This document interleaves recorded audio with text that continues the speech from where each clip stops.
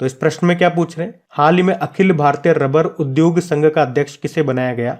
तो आंसर होगा शशि सिंह को। ये रमेश केजरीवाल का स्थान लेंगे। तो ये सिंपल सा याद रखना है। और आपसे अगर पूछे ना कि भारत का सबसे बड़ा रबड़ बांध का उद्घाटन कहां पे किया गया था, ये करंट अफेयर्स का प्रश्न है, तो आंसर होगा बिहार में। किस नदी पे? फल्गु नदी पे। और दुनिया का पहला अनुवांशिक रूप से संशोधित रबड़ का पौधा, जेनेटिकली मॉडिफाइड रबड़ का प्लांट कहां पे लगाया गया था? असम में। अब यहाँ पे कुछ स्टैटिक में आपको जरूर प्रश्न रिवाइज कराऊंगा, बिल्कुल ध्यान से सुनना, ये काम के हैं क्योंकि एग्जाम में प्रश्न आते हैं यहाँ से। जैसे कि भारतीय मसाला अनुसंधान केंद्र कहां पर है?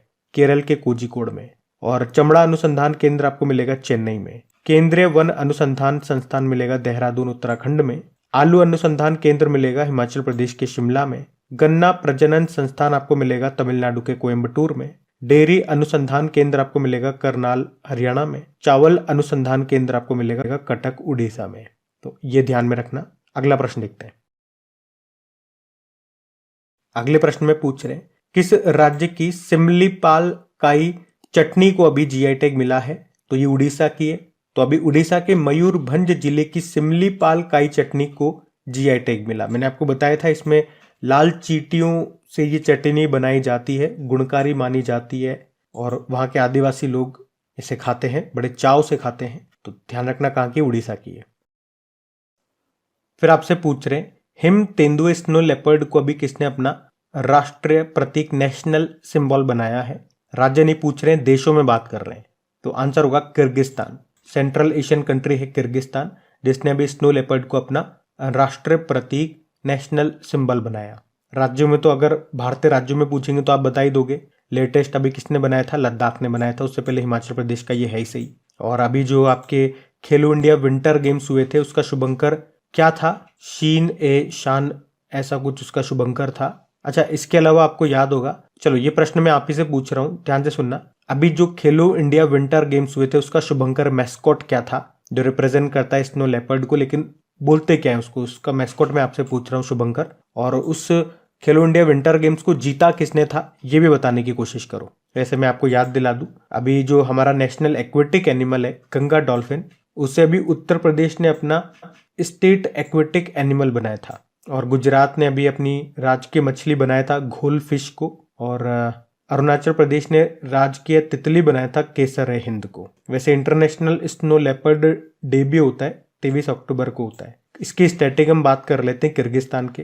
कैपिटल बिश्केक होती है, करेंसी है किर्गिस्तानी सोम, और यहाँ के प्रेसिडेंट हैं सादर ज़ेपरोव। अब किर्गिस्तान के साथ हम एक एक्सरसाइज भी करते हैं, वो भी ध्यान रखना, खंजर नाम की एक्सरसाइज करते हैं। और अभी 2024 में ही हमने किया था। कहाँ पे? हिमाचल प्रदेश के बकलोह में, ये भी ध्यान रखो।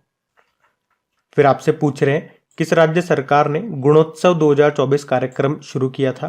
तो असम में इसका आयोजन हुआ था गुणोत्सव 2024 कार्यक्रम का। और इसका उद्देश्य क्या था, मतलब ये कार्यक्रम किससे संबंधित था? जो बच्चों की पढ़ाई से ये संबंधित था। इसमें ये चेक किया जा रहा था कि जो प्राइमरी और सेकेंडरी सरकारी स्कूलों में पढ़ने वाले जो बच्चे हैं, उनको जो एजुकेशन दी जा रही है वो क्वालिटी एजुकेशन है या नहीं है, उनका मूल्यांकन यहाँ पे किया जा रहा है। तो इस कार्यक्रम का ये उद्देश्य था, मैंने आपको बता दिया शॉर्ट में। असम की कैपिटल आपको पता है दिसपुर होती है। मुख्यमंत्री हैं हेमंत बिस्वा शर्मा और गुलाब चंद कटारिया यहाँ पे गवर्नर हैं। आपको याद है कामाख्या माता का मंदिर भी आपको यहीं पे मिलेगा, जहाँ पे अंबुबाची का मेला लगता है। और यहाँ पे एक नदी है ब्रह्मपुत्र नदी, इस पर एक माजुली द्वीप है, याद रखना, जो कि भारत का सबसे बड़ा द्वीपीय जिला है। फिर हमारा अगला प्रश्न है कि देश में पहली बार मल्टी स्पोर्ट्स बीच गेम्स ये कहां पे हुए थे?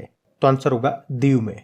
आपको याद होगा ये बात है जनवरी 2020 की, जब नागर व दादर हवेली और दमन व दीव इन दोनों को मर्ज कर दिया था, विलय कर दिया था और एक केंद्र शासित प्रदेश बना दिया था। तो अगर पूछे कि देश में पहली बार मल्टी स्पोर्ट्स बीच गेम्स कहां पे हुए थे, तो दीव में हुए थे। और दीव में भी कहां? तो दीव में सुंदर घोगला बीच है, वहां पे ये हुए थे। फिर आपसे पूछ रहे हैं, डिजिटल शेंगेन वीजा जारी करने वाला पहला यूरोपीय देश कौन सा बना था? तो आप सबको उत्तर पता होना चाहिए इसका, मैंने बताया कई बार, फ्रांस इसका आंसर होगा। और शेंगेन वीजा क्या होता है ये भी मैं आपको समझा चुका हूं डिटेल में 2 बार। तो पहले तो आप ये बताओ कि यूरोपियन यूनियन के अंदर कितने देश आते हैं? अभी 27 आते हैं वर्तमान में, पहले 28 आते थे, लेकिन ब्रिटेन अलग हो गया। तो इन 27 में से बहुत सारे एशिया देश हैं जो आपस में मिल करके उन्होंने आपस में मिलकर के एक संधि कर रखी है कि भाई हमारे में से किसी भी देश में अगर कोई भी पर्यटक आता है, वीजा लेकर के आएगा, ऑब्वियस सी बात है, तो उसके बाद वो हम में से किसी भी देश में बिना वीजा के एंट्री कर पाएगा। ये है शेंगेन वीजा की पावर। मैंने आपको शॉर्ट में समझा दिया, आपको समझ में आ गया होगा। तो अभी ऐसा क्या हुआ कि हम इसको पढ़ रहे हैं फिर से। तो इस शेंगेन वीजा को डिजिटली जारी करने वाला पहला यूरोपीय देश बन गया है ये फ्रांस। अभी तक डिजिटली ये उपलब्ध नहीं था, आपको ऑफलाइन जाकर के ही इसको अवेल करना होता था, लेकिन अब डिजिटली ऑनलाइन भी आप इसे अवेल कर पाओगे, ये उपलब्ध होगा। बाकी फ्रांस से आप जानते ही हो, कैपिटल पेरिस है, करेंसी है यूरो। प्रेसिडेंट कौन है? इमैनुअल मैक्रोन है, जो भी हमारे रिपब्लिक डे पे हमारे चीफ गेस्ट थे। और अब आप मुझे बताओ कि अभी फ्रांस के नए प्रधानमंत्री कौन बने, जो कि यहाँ पे प्रधानमंत्री बनने वाले सबसे युवा और पहले समलैंगिक प्रधानमंत्री हैं फ्रांस के। ये नया अपॉइंटमेंट है, इंटरनेशनल अपॉइंटमेंट है, तो आपको याद भी होना चाहिए और इंपॉर्टेंट भी है, इसीलिए मैं आपसे पूछ रहा हूँ। देखो ये रिवीजन वाली क्लास है, तो यहाँ पे वही चीजें मैं आपको पढ़ा रहा हूँ जो हम पढ़ चुके हैं, क्योंकि हम रिवीजन कर रहे हैं। हम घर पे भी रिवीजन करते हैं तो ऐसे ही तो करते हैं। आप किताब लेके बैठते होंगे, कॉपी लेके बैठते होंगे, नोट्स लेके बैठते होंगे, रिवीजन करते आते हो, कुछ चीजें बीच में हाथ रख लेते हो कॉपी पे, अच्छा इसका आंसर क्या होगा, अच्छा इसका आंसर वो होगा, वो होगा, वो होगा, ठीक है। तो यहाँ पे मैं भी आपको चीजें बताता चलूंगा बीच बीच में, आपकी नॉलेज चेक करने के लिए, या आपका पढ़ाई से लिंक न टूटे, तो बीच बीच में मैं आपसे प्रश्न पूछता रहूंगा, इंपॉर्टेंट प्रश्न पूछूंगा, ताकि आपका ध्यान यहीं पे रहे। क्योंकि ये इंसान की टेंडेंसी होती है, अगर मैं आपको पिक्चर दिखाऊं, कॉमेडी सीरीज दिखाऊं, तो आपका लिंक नहीं टूटेगा, ध्यान से सुनोगे। कोई चीज अगर आपको समझ में नहीं आएगी तो फिर पीछे जाकर के देखोगे, अरे इसने क्या डायलॉग मारा। लेकिन पढ़ाई में हमारा दिमाग क्या है, बार बार भागने की कोशिश करता है, छोटे बच्चे की तरह, तो उसे हमें चिपका के रखना है। इसीलिए बीच बीच में मेरा प्रश्न पूछना जरूरी होता है। तो इसी बात पे अगला प्रश्न देखते हैं। तो अगले प्रश्न में पूछा जा रहा है कि puberty athlete of the year 2023 किसे नामित किया गया? तो विराट कोहली को। तो याद रखना, विराट कोहली ये प्यूबर्टी male athlete of the year के विजेता बन गए हैं। मतलब इसमें क्या होता है, वोटिंग की जाती है, जो लोग होते हैं वो वोटिंग करते हैं। इसमें इन्होंने अर्जेंटीना के जो फुटबॉल प्लेयर है लियोनेल मेसी को पीछे छोड़ दिया। विराट कोहली को 78 परसेंटाइल वोट मिले, मेसी को मात्र 22% वोट मिले।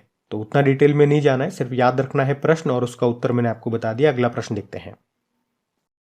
फिर आपसे पूछ रहे हैं अभी हाल ही में किस राज्य के काला नुनिया चावल को जीआई टैग मिला? तो आंसर होगा पश्चिम बंगाल।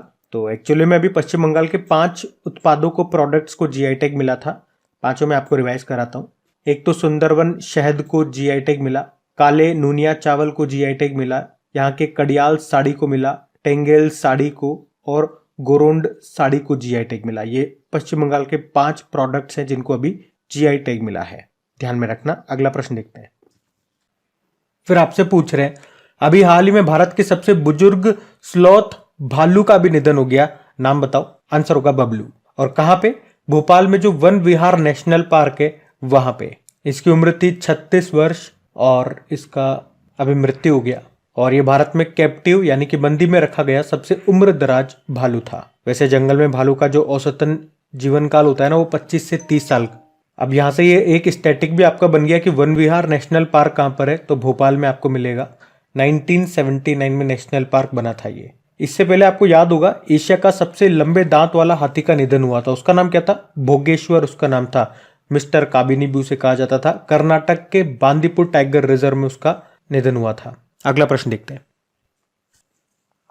अगला प्रश्न पूछ रहे हैं अभी भारतीय ओलंपिक संघ के सीईओ किसे नियुक्त किया गया? तो आंसर होगा रघुराम अय्यर को। और वैसे भारतीय ओलंपिक संघ यानी कि इंडियन ओलंपिक एसोसिएशन की पहली महिला हेड कौन है? पीटी उषा है। बाकी ऑप्शन में देखो, अभी महाराष्ट्र की पहली महिला डीजीपी ये बनी थी कौन? रश्मि शुक्ला। और नीना सिंह ये भी सीआईएसएफ की पहली महिला डायरेक्टर जनरल बनी। राहुल रसगोत्रा आईटीबीपी के डायरेक्टर जनरल बने। और अगर पूछे कि अंतर्राष्ट्रीय ओलंपिक दिवस कब मनाया जाता है, तो वैसे याद रखो कि अंतर्राष्ट्रीय ओलंपिक समिति की स्थापना कब होती है? 23 जून 1894 में। तो 23 जून को ही मनाते हैं अंतर्राष्ट्रीय ओलंपिक दिवस। और इंटरनेशनल ओलंपिक कमेटी का हेडक्वार्टर है लुज़ेन, स्विट्जरलैंड में। अध्यक्ष हैं थॉमस बाक। और 2028 में जो समर ओलंपिक होंगे वो कहाँ पे होंगे? लॉस एंजल्स अमेरिका में होंगे। फिर आपसे पूछ रहे हैं विश्व युद्ध अनाथ दिवस कब मनाया जाता है? तो आंसर होगा 6 जनवरी को, world day of war orphan.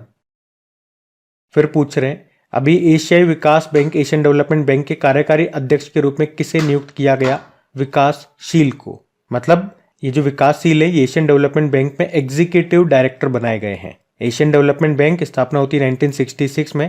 Headquarter है मनीला, फिलीपींस। अध्यक्ष है मसात्सुको असाकावा। वैसे बॉम्बे स्टॉक एक्सचेंज के अध्यक्ष हैं ये प्रमोद अग्रवाल। 16वें वित्त आयोग के अध्यक्ष बने अभी हमने पढ़ा अरविंद पनगड़िया। ये नाम बड़ा इंपॉर्टेंट है, ध्यान में रखना।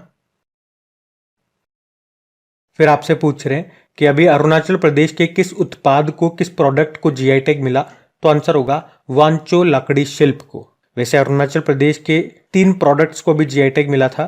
एक तो ये वांचो लकड़ी शिल्प हो गया, वांचो जनजातियों के द्वारा इन्हें बनाया जाता है, एक तरह की लकड़ी से बना ये सजावटी सामान है। एक आदि केकिर हो गया, एक तरह का अदरक है ये जिंजर। और एक हस्त निर्मित कालीन को जीआई टैग मिला था। यह अरुणाचल प्रदेश के तिब्बती शरणार्थियों के द्वारा हाथों से बनाया गया कालीन है। तो इन एक साथ 3 प्रोडक्ट्स को जीआई टैग मिला था अरुणाचल प्रदेश के। तो ये थी आज की आपकी करंट अफेयर्स की रिवीजन वाली क्लास। कैसी लगी आपको क्लास, कमेंट करके जरूर बताओ। क्या स्कोर रहा आपका?